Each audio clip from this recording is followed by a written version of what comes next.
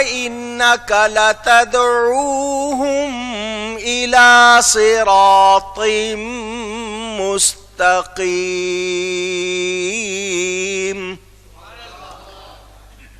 اور بے شک تم انہیں سیدھی راہ کی طرف بلاتے ہو.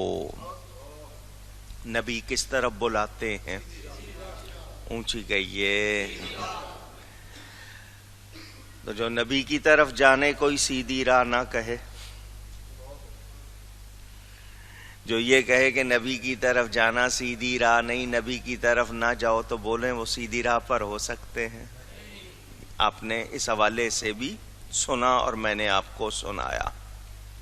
میرے دوستوں اور بزرگوں، اسباب اور ذرائع، اسباب جمع سبب کی، ذرائع جمع ذریعہ کی، واسطے ہوتے ہیں نا آپ کے جو میڈیم جن کو آپ کہتے ہیں کہ بھئی یہ سیڑھیاں چڑھ رہے ہیں، یہ ذریعہ ہے. تو سب سے اعلیٰ ذریعہ رب کی عبادت ہے. سب سے اعلیٰ ذریعہ واسطہ آپ کا کیا ہے؟ کہ رب کی بارگاہ میں سراپا تسلیم و رضا بن جائیں. جب آپ اللہ کا کہنا مانیں گے، اللہ فرماتا ہے جو میرا بندہ بن جائے، جو میرا فرما بردار بن جائے، پھر میں اسے نوازتا ہوں. سمجھنے کے لیے بات کروں، باپ کے 4 بیٹے ہوں، 3 ذرا تھوڑے سے تیز ہوں اور ایک باپ کی ہر بات مانتا ہو، تو باپ کی توجہ کس پہ زیادہ ہوگی؟ اس کا دل چاہے گا اسے زیادہ دے اس پہ. تو یہ تو میرے آپ کے سمجھنے کے لیے بات آسان کر رہی ہے. تو رب کو تو کوئی حاجت اور ضرورت نہیں، وہ ہر ضرورت سے حاجت سے پاک. وہ ہمیں اس نے احکام دیے ہیں، اس لیے نہیں کہ اس کو کوئی سجدہ کرے تو اس کی شان میں فرق پڑے گا، نہیں، وہ ہمیں نوازتا ہے. ہم اس کا کہنا مانے تو ہماری جھولی بھری جاتی ہے. فرمایا میرے حبیب کے غلام بن جاؤ، میرے پیارے بن جاؤ گے. کتنی آسان بات بھی ہمیں سکھا دی، مگر ہم پھر بھی سیکھتے نہیں. بادشاہ کے ملازم ہو جائیں، اس کا کہنا بادشاہ راضی ہو جائے، یار میں کچھ ایسا کروں کہ بس اس کا دل میری طرف ہو جائے. وہ جس کے پاس 2 ٹکے لینے جاتے ہو، جو ذریعہ بنا ہوا، اس کو تو راضی کرنا چاہتے ہو، وہ رب جس نے پیدا کیا اس کو راضی نہیں کرنا چاہتے. تو یہ سمجھداری ہے؟ اب دیکھیں میں کڑوی باتیں کرنے لگا ہوں. ہمارا جسم کس نے بنایا؟ اللہ نے. اس پہ بال بھی اگائے. کچھ جگہوں کے بال ہمیں صاف کرنے کو کہے، کچھ جگہوں کے بال ہمیں رکھنے کو کہے. ہم نے الٹا کر دیا. جہاں صاف کرنے کو کہے وہاں صاف نہیں کر رہے، اور جہاں رکھنے کو کہے وہاں رکھ نہیں رہے. تو ہم الٹا کر رہے ہیں. تو یہ رب کی رضا ہے یا رب کی مخالفت ہے؟ اس پر چاہیں کہ رحمت ملے گی. اللہ تعالی نے ہمیں بندگی کے لیے بنایا تھا، ہم نے بندگی سے منہ پھیر لیا. تو یہ مخالفت رب کی ہے یا نہیں؟ جب مخالفت کریں اور پھر چاہیں کہ نہیں ادھر سے رحمت کی بارش ہو، تو کیسے ہوگی؟ ہمیں اپنے آپ پر غور کرنا چاہیے. ملازم وہی بادشاہ کی نظر میں کامیاب ہوتا ہے جو فرما بردار ہوتا ہے، جو محبت سے کرتا ہے. ڈیوٹی تو سب نے کرنی ہے. کچھ لوگ ایسے ہی بے دلی سے کرتے ہیں، کچھ بہت محبت سے کرتے ہیں، دلچسپی سے. تو بولیے پھر ان کو ایوارڈ ملتا ہے یا نہیں ملتا؟ سوچیں. وقت سب نے گزارنا ہے دنیا میں. آپ نے بھی گزارنا ہے، میں نے بھی گزارنا ہے، جتنے باقی باہر ہیں انہوں نے بھی گزارنا ہے. ہمارے سامنے نمونہ موجود ہے پہلوں کا جنہوں نے وقت گزارا. ان میں سارے آپ انبیاء کو دیکھیں، صحابہ کو دیکھیں، اولیاء کو دیکھیں، انہوں نے بھی وقت گزارا یا نہیں گزارا؟ آواز آئے؟ آج آپ کے سامنے ان کی مثال موجود ہے. آپ ذکر کرتے ہیں، جب ان کا نام لیتے ہیں ادب سے لیتے ہیں، ان کو یاد کرتے ہیں، عزت سے کرتے ہیں. کیوں کرتے؟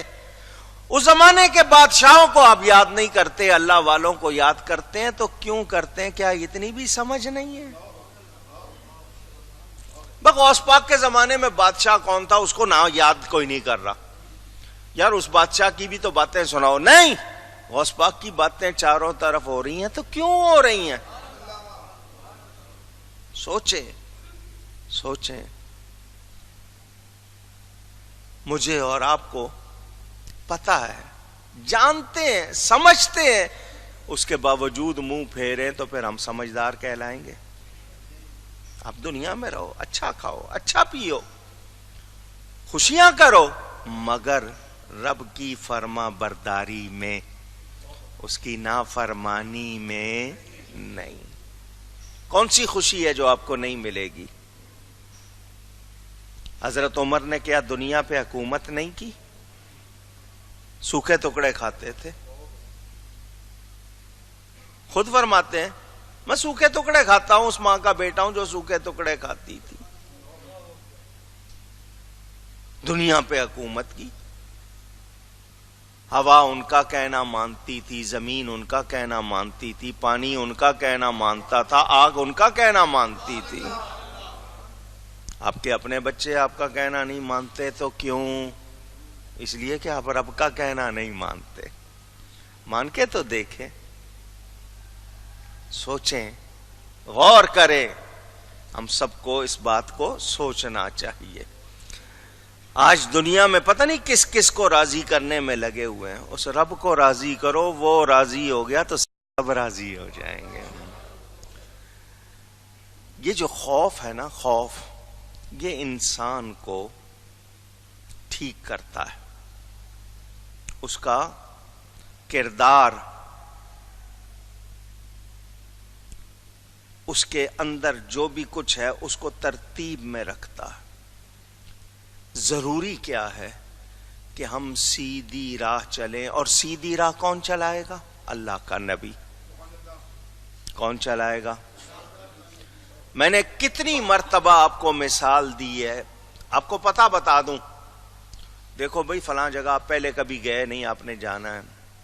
بھئی یوں جانا پڑے گا، رستے میں یہ رکھنا، اس طرح کا ہے معاملہ، اس طرح جاؤ گے، اس طرح مڑنا ہے، اس طرح چلنا ہے، اس طرح وہاں اٹھنا ہے، اس طرح بیٹھنا ہے. آپ کو سارے رستے چل تو پڑیں گے. آپ کو خیال رہے گا میں غلطی تو نہیں کر رہا، میں صحیح جا رہا ہوں، مجھ سے بھول تو نہیں ہو رہی. کہیں معلوم ہوا کہ میں پہنچوں تو سب کچھ ختم ہو جائے. یہ ایک ہے. دوسرا طریقہ یہ کہوں کہ میں چل رہا ہوں، میرے ساتھ چلو. میں جا رہا ہوں، میرے ساتھ چلو، مجھے دیکھتے جانا اور ویسا کرتے جانا. اب آپ کو فکر ہوگا، آپ کے لیے آسانی ہی آسانی ہوگی. اتنی آسانی، یار یہ تو میرا تو سارا غم فکر، ساری پریشانی دور ہو گئی. اللہ تعالیٰ نے مہربانی کی. اتنا ہی نہیں فرمایا کہ سیدھی راہ چلو، فرمایا یہ نبی بھیج رہا ہوں، یہ چلاتا ہے، اس کے ساتھ ہو جاؤ. اللہ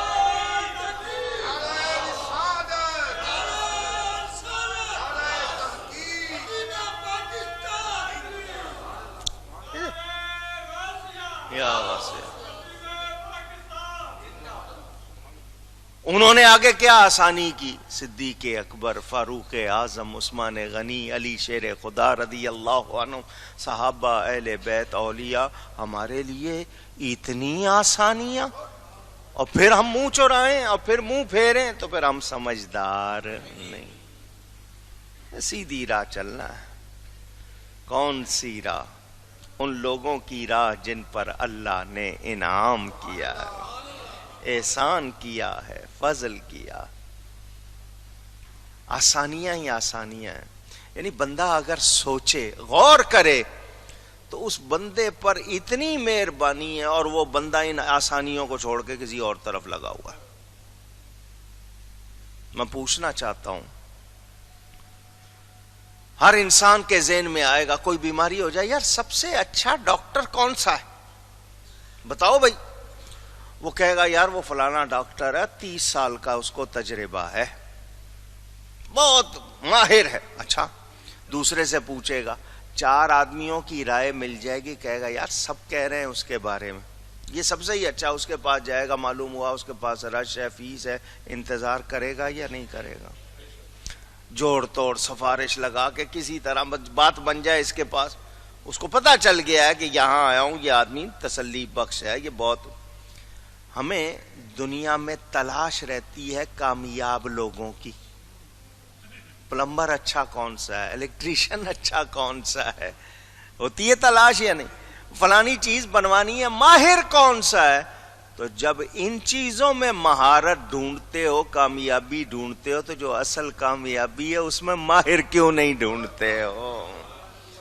اس کے ماہر کون ہیں؟ وہ اللہ والے ہیں، جنہوں نے اللہ کی فرما برداری کر کے کیا مقام حاصل کیا، وہ غوث اعظم ہو گئے، وہ خواجہ غریب نواز ہو گئے۔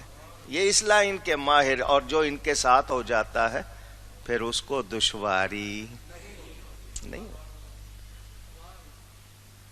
صراط مستقیم کے حوالے سے ایک دو باتیں، پھر آگے سیدھی راہ۔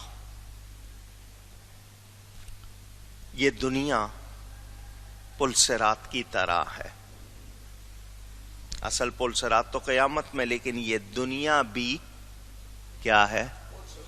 پل صراط کی طرح۔ یہاں آپ نے وہاں کی پریکٹس کرنی ہے۔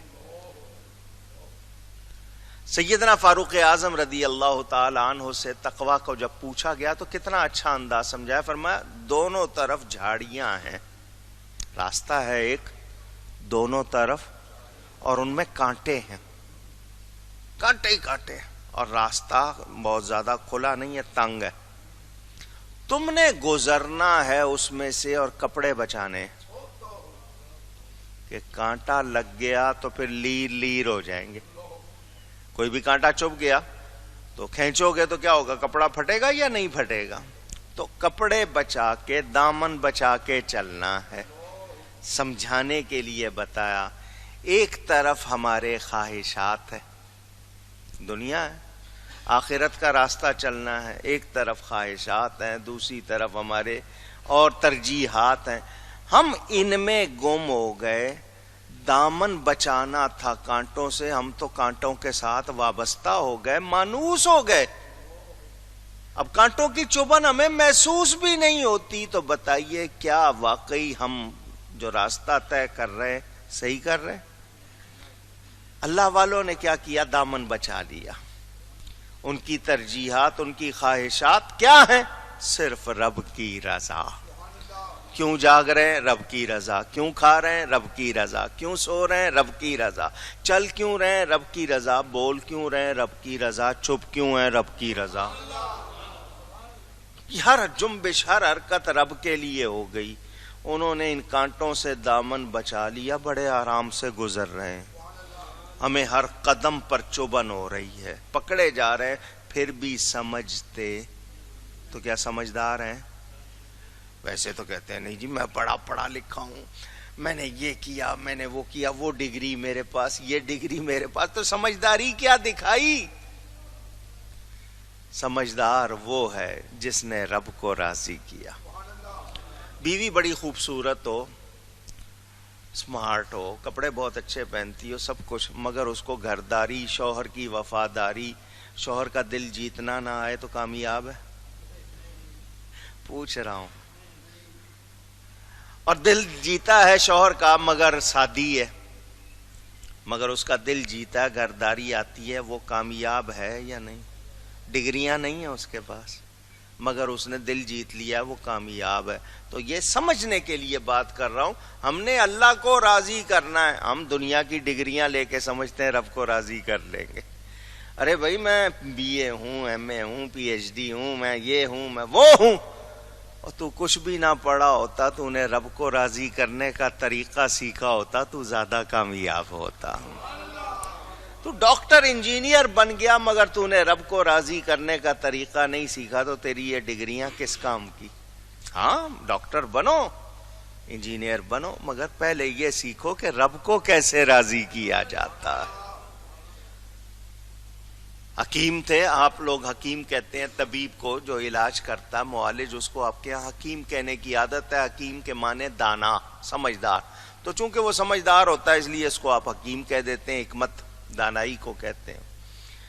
حکیم تھے پہلے، جی فلانا حکیم تھا یار، وہ تو بندے کو دیکھ کے مرض بتا دیتا تھا، فلانا حکیم تھا، وہ تو باتوں باتوں میں ہی۔ آج ایسا کیوں نہیں ہے؟ اس لیے کہ وہ دن میں اگر طبابت کرتے تھے، دواؤں کا کام کرتے تھے، ساری رات رب کو راضی کرتے تھے۔ نمازوں کے پابند تھے، اللہ سے ڈرتے تھے، انہوں نے اس چیز کو خدمت بنایا تھا، بزنس نہیں بنایا تھا، کاروبار نہیں بنایا۔ آج ہماری ہر چیز کاروبار ہے، مولویوں کے کاروبار، پیروں کے کاروبار، نعت خوانوں کے کاروبار، سب نے کاروبار اور جو سچے ہیں آج بھی کامیاب ہے، جو اللہ کے لیے کر رہے ہیں وہ آج بھی کامیاب ہے۔ تو سوچنا چاہیے۔